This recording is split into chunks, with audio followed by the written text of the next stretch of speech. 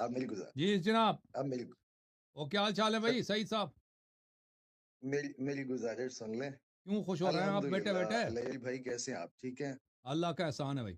میں میری بات پہ برا من آ گئے تھے مسلمان کہنے پہ، تو اس لیے میں ذرا تھوڑا سا مسکرا رہا تھا کہ میری بات بھی مکمل ہونے نہیں دی اور فوراً سے ریئیکٹ کر دیا انہوں چلیں نے. آپ مجھ سے بات کریں، دوسروں سے جو بات ہوئی ہے مجھے اس کا پتہ نہیں ہے. مجھ سے کیا کہنا چاہتے ہیں بھائی آپ؟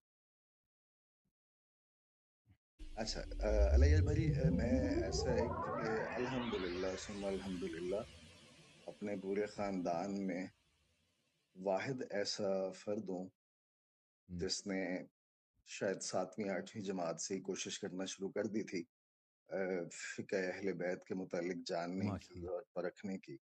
اور بڑی بات. الحمدللہ میں قائل ہوں اس بات کا کہ آج بھی اپنے پورے خاندان کے اندر میں واحد ایسا انسان جس نے اپنے گھر کے اوپر علم لگایا ہوا.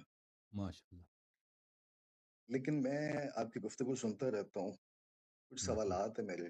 جی سر، بسم اللہ کریں. ایک دو مجھے اپنے علم کے لیے جاننے ہیں، کچھ نماز سے متعلق، اور کچھ ایک دو چیزیں علیہ یار بھائی ایسے ہیں کہ بیسیکلی جو میں جاننا چاہتا ہوں وہ یہ ہے کہ کیا ہم اپنی زندگی اس کے بغیر نہیں گزار سکتے ہیں کہ ہم نے لازمی عمر، ابو بکر اور عثمان کو ضرور تبرہ کرنا، اور ہم اپنی زندگی محمد علیہ محمد علیہ السلام نے جس طرح برداشت کر کے، جس طرح درگزر کر کے گزاری انہوں ہے، نے بھی لعنت کیا نا، ہم اپنے ایمان کو اہل بیت علیہ السلام نے لعنت کی، اللہ نے قرآن میں لعنت کی.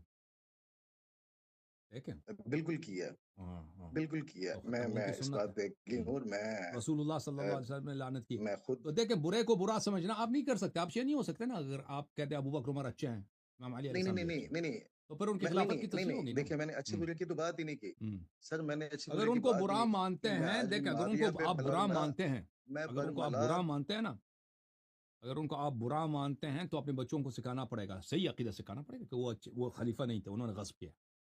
ٹھیک ہے. اور پھر یہ اہل بیت علیہ الصلوۃ والسلام کی دستور میں ہے، آج ان کا بھی فرمان ہے برملا کہ ان سے لعنت براعت کرنا کرتا ہے، ہوں. ان کے اور دشمنوں سے آپ نے تبرہ کرنا.